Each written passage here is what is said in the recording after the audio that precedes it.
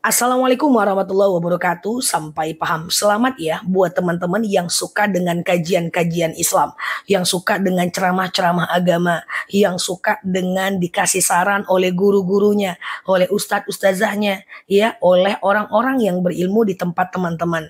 Karena nggak semua orang suka dengan kajian Islam, nggak semua orang suka diceramahi, nggak semua orang suka dengan dalil-dalil dan ceramah-ceramah agama. Kalau teman-teman bagian di antaranya, aku ucapkan selamat. Itu anugerah terindah yang pernah kita rasakan dalam hidup kita. Nggak semua orang Allah kasih kesenangan untuk mendengarkan kebaikan. Ada orang-orang yang ketika mendengarkan kebaikan dia kemudian tidak menyukainya. Penyakit sombong bisa sembuh kalau mau mendengarkan kajian agama. Penyakit hasad, iri dengki kalau bisa meninggalkan ilmu agama. So teman-teman, semoga penyakit-penyakit hati kita bisa hilang dan hidup kita lebih tenang. Hasad, tamak, mubazir, iri hati itu bisa sembuh, bisa hilang kalau kita mau mendengarkan kajian-kajian Islam.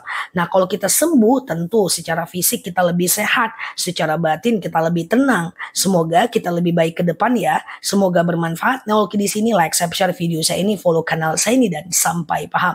Assalamualaikum warahmatullahi wabarakatuh. Assalamualaikum warahmatullahi wabarakatuh. Sampai paham. Pernah nggak ngelihat orang yang rajin sholat, rajin sedekah, tapi masih aja bermaksiat, ngomongin orang, ya kemudian dia bergibah, dia rajin nih ibadah, dia sedekah, dia sholat, tapi dia masih aja berbuat dosa. Dia lawan suaminya, na'udzubillah, atau dia marahin anaknya, atau dia singgung orang lain, atau dia hasad, dia dendam sama orang lain. Ini orang belum paham bahwa ternyata dosa itu, pahala itu bukan didapat hanya ketika kita berbuat baik. Pahala itu juga didapat saat kita meninggalkan dosa. Jadi saya berpesan kepada kita yang banyak ibadah sunnahnya, banyak sedekahnya, banyak wakofnya, banyak sekali sampai bangun masjid. Please, jangan fokus ke sana aja. Itu adalah menambah kebaikan. Tapi juga diimbangi dengan meninggalkan dosa. Tinggalkan dosa kepada Allah. Ya, artinya kita sholat yang benar, kita zakat yang benar, kita puasa yang benar. Tinggalkan dosa dengan manusia. Jangan ngomongin orang, tutup aib kawan kita. Kemudian jangan hasad, jangan dengki sama orang, jangan mubazir. Tinggalkan juga, ya. Dan untuk diri sendiri, tutup auratnya dan pelan-pelan menjadi lebih baik. So, jangan terperdaya. Jangan sampai kita nggak seimbang. Pahala kebaikan kita tambah, dosa juga kita kerjakan. Ujung-ujungnya kita capek. Kita nggak jadi cuan di akhirat. Supaya kalau kita mau cuan, cuan dalam arti kata, ini bahasa sederhana, di akhirat kita menjadi menang gitu ya. Banyak timbangan amalnya. Cuan amal kebaikannya imbangi. Perbanyak ibadah, tinggalkan dosa. Semoga bermanfaat. Yang oke di sini, like, share video saya ini, follow kanal saya ini, dan sampai paham. Assalamualaikum warahmatullahi wabarakatuh. Assalamualaikum warahmatullahi wabarakatuh. Sampai paham. Kenapa doa di sujud terakhir itu sangat mustajab? Karena memang di sujud terakhir itu salah satunya adalah kita senantiasa berzikir kan. Subhana rabbiyal a'la wa bihamdi. Maha suci Tuhanku yang maha tinggi dan dengan segala puji baginya. Kita baca nih 3 kali. Nah, setelah kita memuji atau berzikir, maka kita berdoa. Makanya teman-teman cek ribuan video aku tentang doa-doa pendek. Doa yang sangat disarankan itu adalah doa yang kita takuti. Contoh doa takut mati. Allahumma hawin alaina fi sakaratil maut misalnya. Kemudian doa takut siksa kubur. Setelah mati kan disiksa tuh. Allahumma inni a'udzubika min azabil kubur. Nah, kemudian kita takut tuh ketika kita misalnya setelah kita meninggal takut siksa neraka.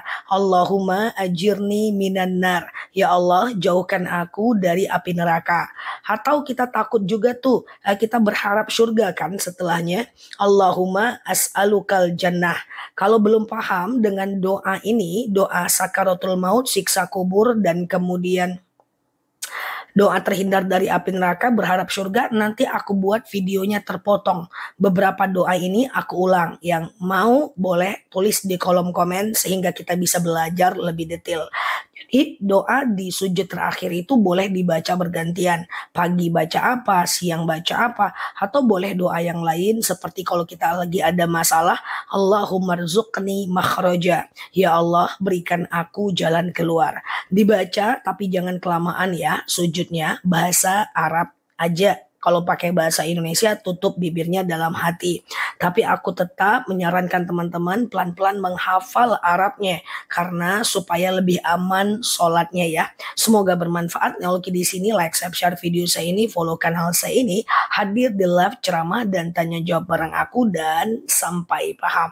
Assalamualaikum warahmatullahi wabarakatuh. Assalamualaikum warahmatullahi wabarakatuh. Sampai paham. Apa artinya ustazah? Oke, kemarin aku buat video tentang cara menutup mata jenazah. Kalau kita dihadapkan dengan jenazah, lalu kita kan menutup matanya tuh dari keningnya sampai ke bawah. Kita mengucapkan Bismillahi wa ala millati Rasulillah. Itu artinya apa? Dengan nama Allah dan atas agamanya Rasulullah. Itu doanya. Itu artinya. Jadi kalau kita berhadapan dengan jenazah yang telah meninggal di hadapan kita, boleh kita mengusapkan wajahnya sampai kemudian tertutup matanya. Bismillah wa ala millati Rasulillah. Dengan nama Allah dan atas agamanya dan agamanya Rasulullah. Banyak doa lain juga yang bisa, tapi ini adalah doa yang paling pendek yang teman-teman bisa hafal dan ketika itu kejadian kita bisa menjadi orang yang melakukan itu. Semoga dengan ilmu ini kita mendapatkan satu ilmu baru yang mana kita itu berusaha untuk pelan-pelan jauh lebih baik. Semoga bermanfaat ya teman-teman semuanya. Yang baru mampir boleh follow kanal ini, like, share video saya ini, hadir di ceramah live dan tanya jawab bareng aku dan sehat selalu di sana ya. Nela Luki di sini. Sampai paham. Assalamualaikum warahmatullahi wabarakatuh.